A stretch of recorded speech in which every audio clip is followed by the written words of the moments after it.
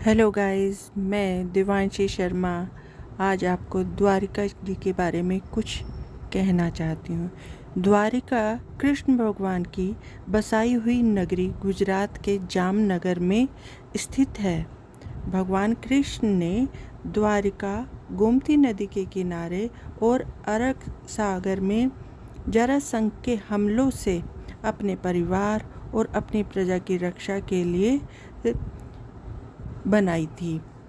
भगवान कृष्ण ने समुद्र से प्रार्थना की थी कि वो उन्हें 12 योजन की जगह दे दें। समुद्र भगवान ने उनकी इस बात को मान लिया और उनसे कहा कि मैं तुम्हें ये जगह प्रदान करता हूँ, जब तक आप इसमें राज्य करेंगे तब तक आपको ये जगह दी जाएगी। उसके बाद वो नगरी समुद्र में डूब जाएगी। हुआ भी ऐसे ही।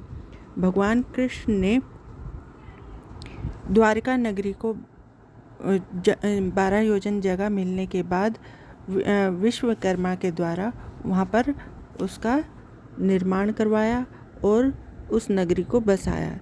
द्वारिका का मीनिंग है स्वर्ग का द्वार या मोक्ष का द्वार।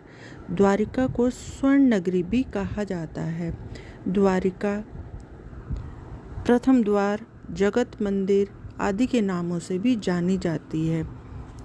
जरासंध की मृत्यु के बाद लगभग 36 वर्षों तक कृष्ण भगवान ने यहाँ पर राज्य किया। द्वारिका अत्यंत वैभवशाली नगरी थी, जहाँ पर हरे भरे तालाब, बड़ी बड़ी सड़कें, ऊंचे ऊंचे महल की दीवारें थी और नक्काशीदार प्रकोटे थे। सुकून था, प्रेम था, परंतु इस नगरी को भी बुरी नज़र लग गई और श्राप को झेलना पड़ा। श्री कृष्ण के लाख समझाने पर भी जब कौरवों ने पांडवों को उनका अधिकार नहीं दिया तो महाभारत का युद्ध हुआ।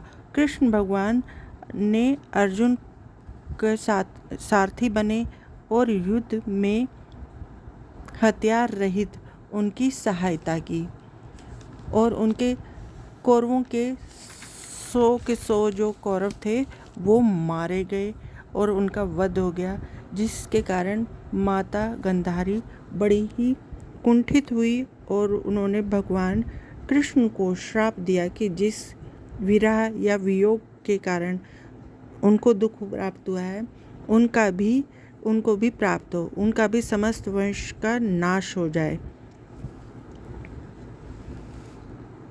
और दूसरा श्राप भी भगवान कृष्ण के नटखट साम नाम के जो पुत्र थे उनको द्वारा प्राप्त हुआ और सारी की सारी जो नगरी थी वो कहाँ पे समुद्र में 36 वर्षों के बाद मिट गई या डूब गई। जो द्वारिका है वो सारे समस्त जो वैभव था उसका, जो बड़े बड़े दरवाजे, बड़े बड़े किले की दीवारें, नक्काशीदार प्रकोटे, ये सभी के सभी समुद्र में समा गए।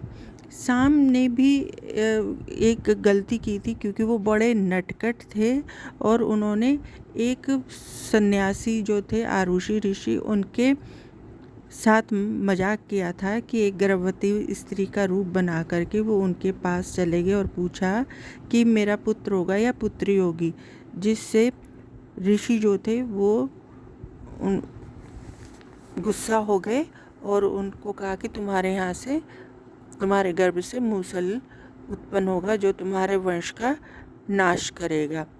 और यही कारण भी हुआ, और क्योंकि उस थोड़े दिनों के बाद जो था मूसल उनके गर्भ से हुआ और उसी गर्भ जो मूसल था उसको अग्रसेन जो कृष्ण भगवान के जो नाना थे उन्होंने उसको छोटे छोटे टुकड़ों में कटवा करके समुद्र में फेंकवा दिया, परंतु उस टुकड़ों को मछली ने खा लिया और मछली को शिकारी ने पकड़ लिया।